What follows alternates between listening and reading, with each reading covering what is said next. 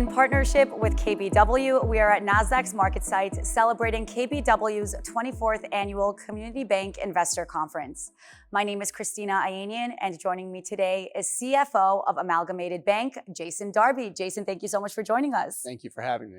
Now, the bank has a very unique story, especially in the banking industry. To start us off, can you talk a little bit about your mission and what you do? Sure. So Amalgamated recently celebrated its 100-year anniversary this past Congratulations. April. Thank you. And while that's really something, it also doesn't just happen. It has to be earned. And over those 100 years, I'm sure there was quite a bit of problems or things that needed to be overcome. But through that, you gain your level of determination, your perseverance, your foundational elements for purpose. And I think that's what sits at the center of Amalgamated today and what's formed our mission.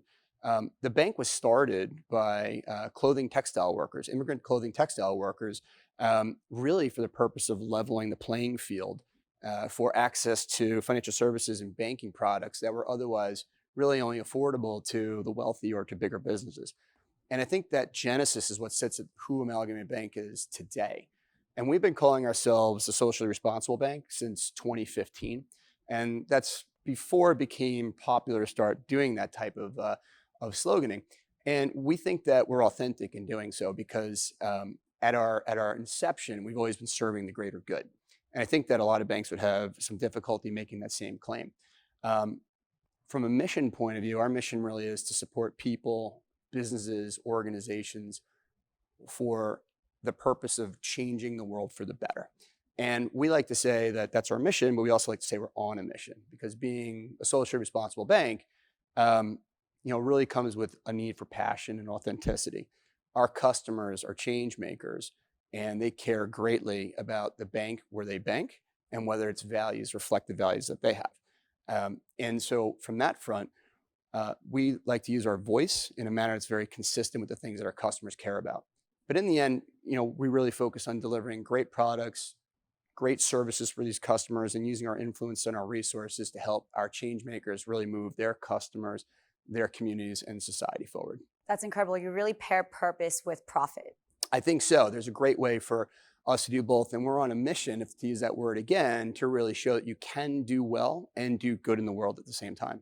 Now, Amalgamated really puts a strong emphasis on climate change. Yeah. How can Amalgamated as a bank really propel social change in this sphere? Yeah.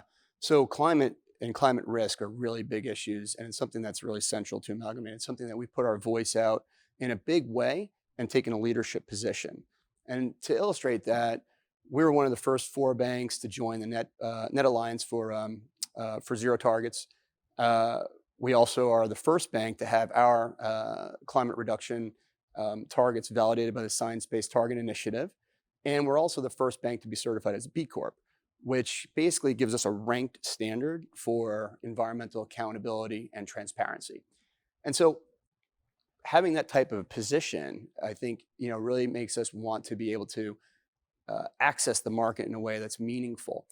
We think it's pretty exciting because there's definitely momentum moving towards U.S. businesses addressing climate risk, and we want to be at the forefront of that.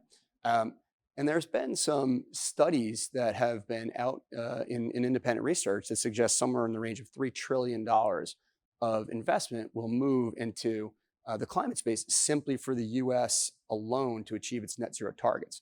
And so we're excited about that because we think there are 2 really great ways Amalgamated is situated for that. I think the first is we have all of our bankers already lined up against the segments of climate risk that's going to be part of that investment. And the second is the investment itself will probably be less susceptible to economic cyclicality. And so when we think about the segments, there'll be private and public investment. And on the private side, we want to be at the forefront of that, and we want to be able to win our fair share of these sustainable improvement projects. To think about the segments are really could probably be around renewables, infrastructure, and water. But in the immediate term, or the more recent time, Amalgamated has committed billions of dollars so far to energy efficient improvements for personal residencies, for commercial businesses that are requiring energy efficient upgrades. And we're also involved in industrial products like utility scale battery storage and other cutting edge technologies like biodiesel, which allows us to create fuels out of organic materials like corn oil. So we think in the lending space, there's a really great opportunity for Amalgamated to drive positive change in the sustainability and climate risk environment. You have such a diverse portfolio in this space, and you've really proven how banking can be used as a force for good.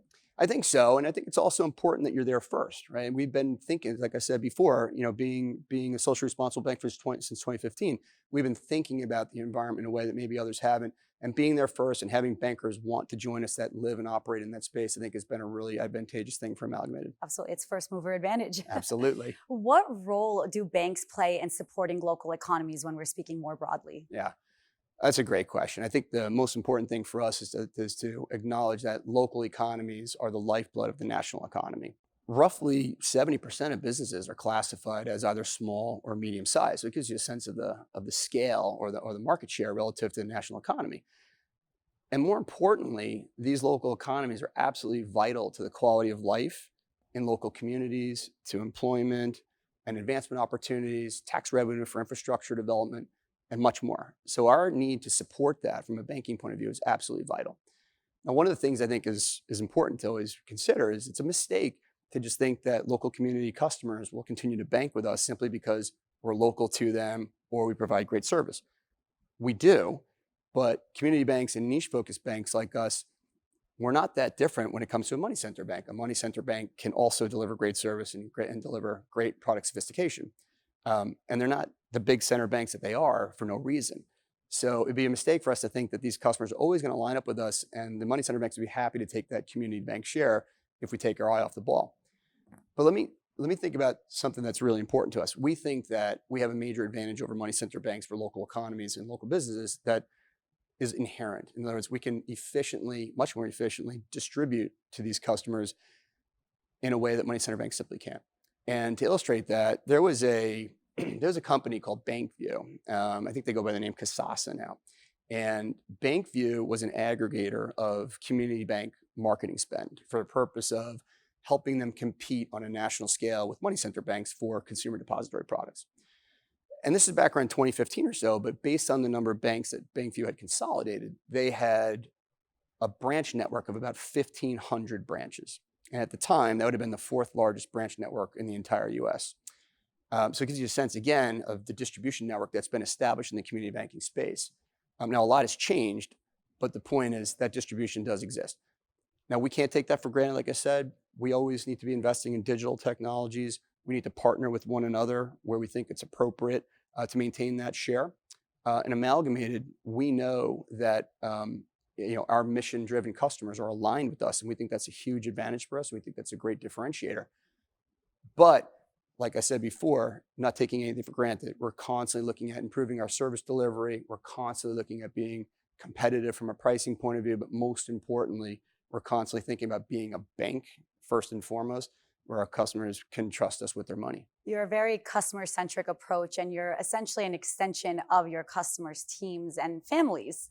I think so, and I think that's the value proposition. It's really what makes a bank different, and that's something that we're able to do in a very meaningful way. We are not shy at all about sharing our views of our customers, and that resonance creates a passionate bond that really is something that is very valuable. Absolutely. You've proven that sustainable finance can really transform industries. Absolutely. It's exciting to be part of it, and really thankful that the bank has chosen to be on the right side of that. Absolutely. Jason, thank you so much for joining us and sharing your story. We're really grateful for our partnership, and we look forward to having you back. Thank you. Appreciate it.